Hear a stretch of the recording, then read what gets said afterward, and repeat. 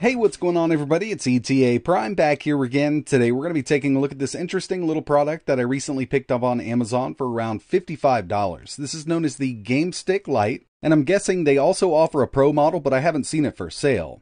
And basically what we have here is a plug-and-play emulation console that comes with two wireless controllers, and they claim there's 3,555 games on this thing. If you take a look at the Amazon listing, they state that this does support Dreamcast, PSP, and 64, but unfortunately on the box itself, it says nothing about those consoles, and there's no games preloaded for any of those mentioned consoles. What we have here is some MAME, SNES, Sega Genesis, PlayStation 1, Game Boy, Game Boy Advance, and Atari. And I'm sure that listing will get a lot of people interested in this, but unfortunately it's just not going to support those higher end systems. This comes in at around $55 on Amazon. And inside of the box, we get the GameStick itself, which is basically a little HDMI dongle. Over here, we have one USB port, micro USB, and an SD card slot. We also get two inexpensive 2.4 gigahertz wireless controllers. These are like PS3 clone controllers. I've used these in the past on other systems, and they're really not that bad. If you're looking for something super cheap for around $15 for both of these controllers, and you need something for, let's say, your Raspberry Pi running RetroPie, and you don't want to break the bank, these do work out really well, but just note they're not high-end controllers. They'll get you by in a pinch, and they do run on two AAA batteries. Under here, I believe we have some more stuff like the user manual. One side is in English, one side is in Chinese.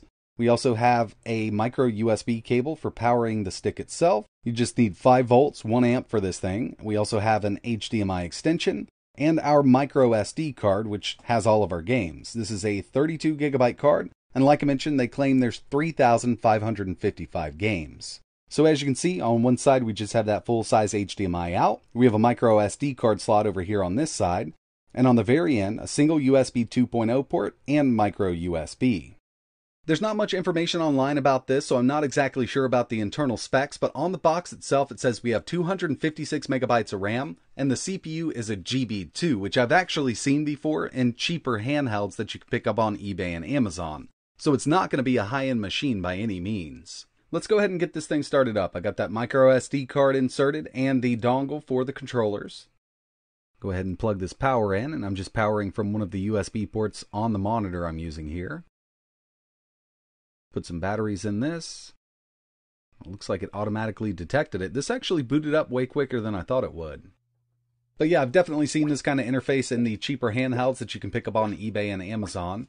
It does say 4K, but this is outputting in 720p. I'm pretty sure of it. It might be 1080, but I'm leaning towards 720. There's not much here in the settings. We can change the language. We can change the keytone setting. We can completely remove it if we want to. We can reset the unit, and that's about it. There's no like performance settings in here whatsoever. Let's see how many games are on here. Not quite 3,555, but it's close enough. I'm going to give them that. We can choose from MAME, Famicom, Game Boy, Game Boy Advance, Game Boy Color, Mega Drive, Super Famicom, PS1, and Atari. There's no N64, PSP, or Dreamcast whatsoever on this device. We also have a history section, so if you play a game and you want to go back to it, it's going to be listed here. We can also search, and I want to see how this works because sometimes it's just here and it doesn't work, but typing this in, looks like it found all the Sonic games on the console. So they have tried to make it a little easier to navigate this whole interface. But, you know, what I'm really worried about is performance. So let's go ahead and get right into it. We'll go with King of Fighters 99. Get a little bit of a loading screen. And, yeah, hopefully this does load. In the past, on these lower end systems, I have noticed that it does take a lot longer to load arcade games, specifically Neo Geo and MAME. But I'm really hoping this isn't stuck here. Okay, there we go. I was getting a little worried there, but yeah, it looks like it takes a while to load these arcade games up.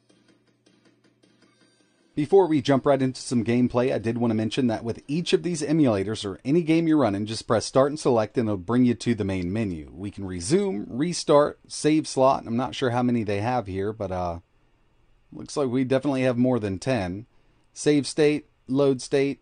You can also map the controls differently or turn on your analog stick if you want to. So there are a couple settings here, but nothing to do with performance.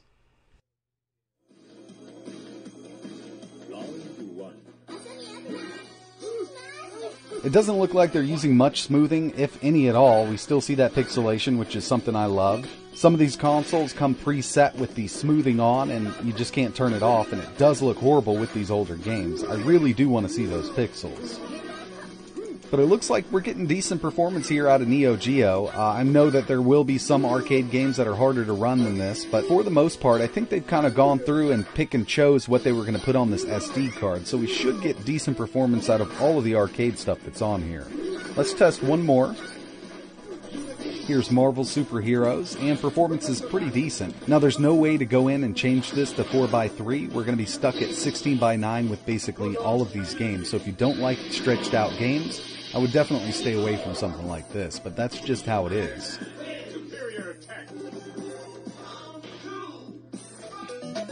I also wanted to go through and test some NES. This is one of my favorite games, and I can tell you right now that this is running a little faster than it would natively on an original console, but it's not as bad as I've seen on cheaper handheld consoles. This is something you could get used to.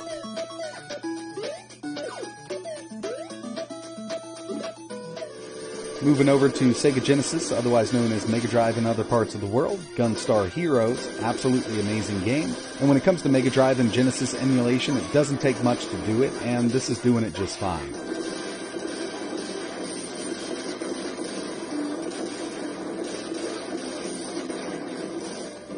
Now, one system that these lower-end chips kind of struggle with is Game Boy Advance, believe it or not.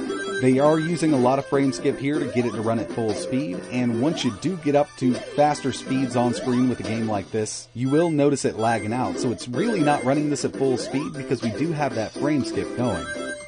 And once I get moving really fast, you'll see exactly what I'm talking about.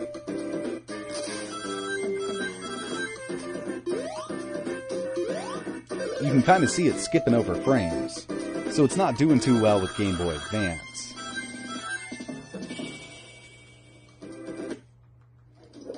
And moving over to the highest end system that this supports, which is PlayStation 1, I'll tell you again, just like with Game Boy Advance, they are using a lot of frame skip here. With these easier to run games like Crash Bandicoot, it shouldn't be too much of an issue, but when we move over to something that's a little harder to run like Tekken 3, you really notice it.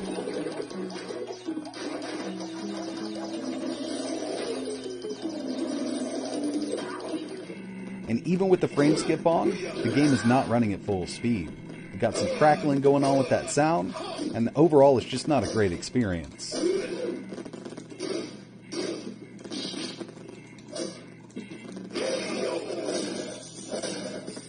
Round 2, fight.